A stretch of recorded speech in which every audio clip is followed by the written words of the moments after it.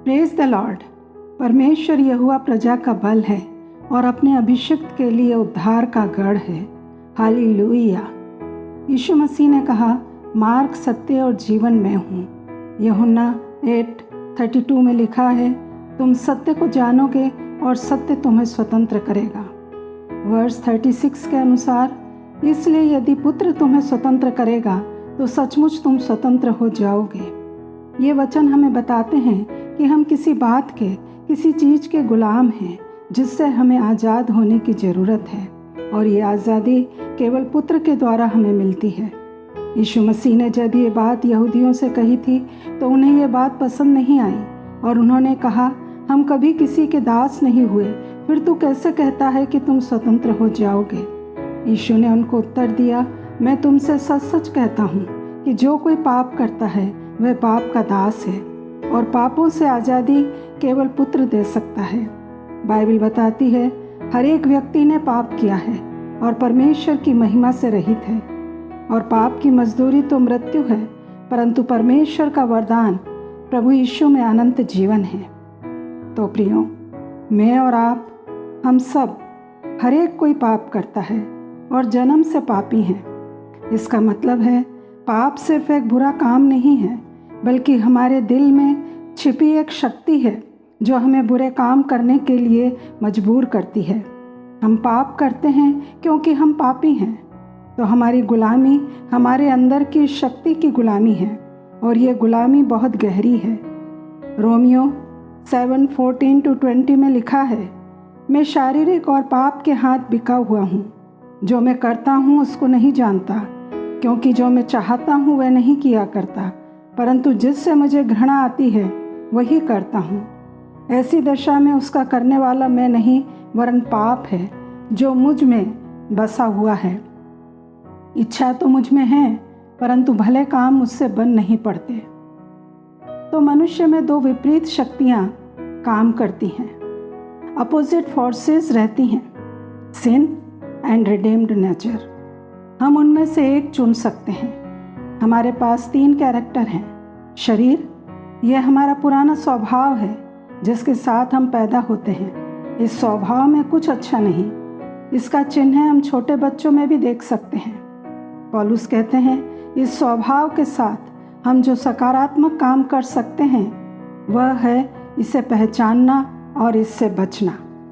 दूसरा है छुटकारा पाई हुई आत्मा।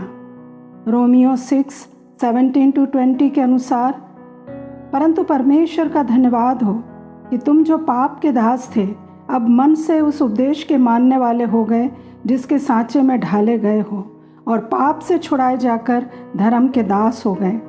इसलिए जैसे तुमने अपने अंगों को कुकर्म के लिए अशुद्धता और कुकर्म के दास करके सौंपा था, वैसे ही अब अपने अंगों को पवित्रता के लिए धर्म के दास करके सौंप दो। तीसरा है एक इच्छा जो चुनती है कि शरीर में चलना है या आत्मा में। गलतियों 5:13 में लिखा है, हे भाइयों, तुम स्वतंत्र होने के लिए बुलाए गए हो, परंतु ऐसा ना हो कि यह स्वतंत्रता शारीरिक कामों के लिए अवसर बने, वरन प्रेम से एक दूसरे के दास बनो। भजन 1 के अनुसार, क्या ही धन्य है वह पुरुष जो दुष्टों की युक्ति पर नहीं चलता, ना पापियों के मार्ग में खड़ा होता और न ठट्ठा करने वालों की मंडली में बैठता है, परंतु वह तो यहोवा की व्यवस्था से प्रसन्न रहता है। ये दुष्टों की युक्ति कोई बाहरी व्यक्ति की नहीं, परंतु हमारे भीतर की 2 शक्तियों में से एक है जो हमारे चलने, खड़े होने और बैठने को प्रभावित करती है।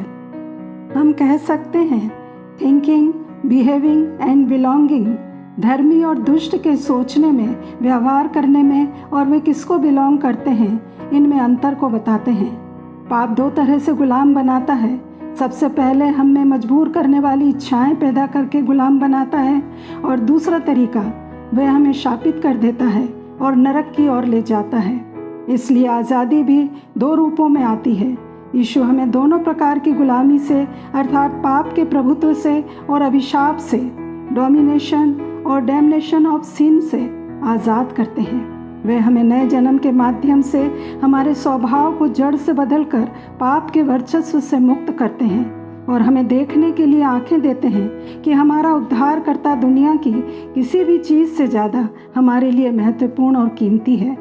जब हमारे पाप क्षमा हो जाते हैं और परमेश्वर का क्रोध दूर हो जाता है और हम यीशु को संसार से भी बड़ा खजाना मानते हैं जो अनमोल है, तो हम पाप के दंड और पाप के प्रभुत्व दोनों से मुक्त हो जाते हैं।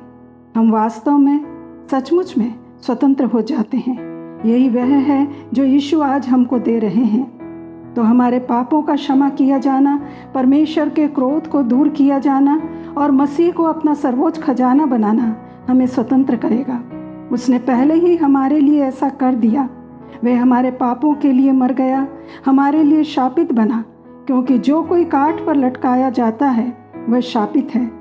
परमेश्वर के क्रोध को हमसे दूर कर दिया, परमेश्वर से हमारा मेल मिलाप करा दिया, मृतकों में से जी उठा और हमें स्वतंत्रता और आज़ादी मुफ्त उपहार के रूप में प्रदान करता है। पहले हमारे जीवन पर प्राइमरी अथॉरिटी हमारे पाप के स्वभाव की थी, पर जब हम बॉर्न अगेन हुए हमें नया मास्टर मिल गया। परमेश्वर ने यीशु मसीह के द्वारा हमें अपने पवित्र आत्मा से भरा कि हम पुराने स्वभाव से आज़ाद हो गए। अब हमें अपने पापों का कोई दंड नहीं मिलने वाला। यीशु मसीह के कारण कभी भी परमेश्वर के प्यार से अलग नहीं किए जाएंगे। परंतु यीशु मसीह के साथ व्यक्तिगत संबंध में आने के बाद भी हमारे सारे संघर्ष समाप्त हो गए, ये सत्य नहीं है। हम फिर भी निराश हो जाते हैं। भ्रम हमारी आत्मा को अपंग बना देता है। अनचाहे विचार हमारे दिमाग में घूमते रहते हैं। हम सोच सकते हैं कि जब यीशु ने हमें स्वतंत्र कर दिया तो हम संघर्षों में क्यों परेशान होते रहते हैं। हमारे सामने ये प्रश्न है कि यदि हम यीशु पर विश्वास करते हैं तो वो हमें वास्तव में प्रैक्टिकल रूप में व्यावहारिक जीवन में कैसे स्वतंत्र करते हैं। तो सत्य शब्द एलेथिया शब्द से आया है, जिसका अर्थ है मन का खुलापन, जो दिखावा, नकल, झूठ, छल से मुक्त हो। तो यीशु मसीह की प्रामाणिकता को जानना न केवल तथ्यात्मक रूप से विश्वास करना है, वरन ईमानदारी से घोषणा भी करना है। यद्यपि सत्य हमें स्वतंत्र कर सकता है, लेकिन हमारे पास अपने दिल में सुसमाचार की सुंदर पूर्णता पर विश्वास करने की जिम्मेदारी है। यीशु ने हमें हमारे जीवन के बारे में जो सत्य बताया है वह हमें पूर्णता से मुक्ति प्रदान करता है, जिसे पाने के लिए बहुत से लोग प्रयास करते हैं। पर जब यीशु हमें स्वतंत्रता प्रदान करते हैं तो यह हमारे प्रयास वाली स्वतंत्रता नहीं होती, क्योंकि हमारी स्वतंत्रता सीमित और दोषपूर्ण है। लेकिन यीशु स्वयं स्वतंत्रता है, एक पवित्र, निर्दोष और शाश्वत सत्य। यीशु हमारे भूत, वर्तमान और भविष्य की असफलताओं के बंधन से मुक्ति दिलाते हैं। यद्यपि हमें मुक्त करते हैं, लेकिन हम अभी भी पृथ्वी पर संघर्ष करने के लिए स्वतंत्र हैं।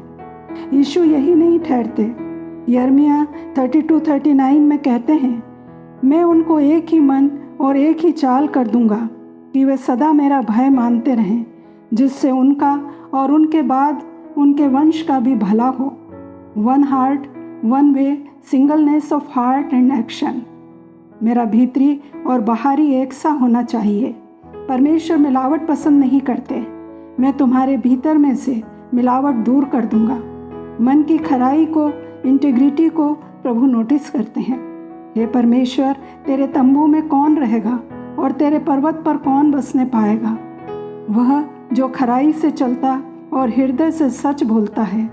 तो प्रियो, क्या ये हमारे लिए मूर्खता नहीं है कि हम लालच, प्रसिद्धि, विलासिता, सेक्स, नशा, ड्रग्स के उत्साह में उस समय के लिए आनंदित होते हैं और यीशु को भूल जाते हैं। इन सारी चीज़ों द्वारा मिली स्वतंत्रता भाप की तरह है, लेकिन जो यीशु पर भरोसा करते हैं वे उकाबों की तरह पंख फैलाकर उड़ेंगे। वे वास्तव में स्वतंत्र होंगे।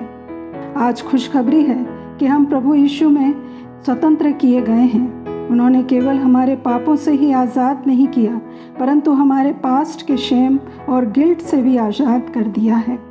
इसलिए वो चाहते हैं कि हम में प्रेम, आनंद, शांति और अपने जीवन को एंजॉय करने की कैपेसिटी इंक्रीज होती जाए।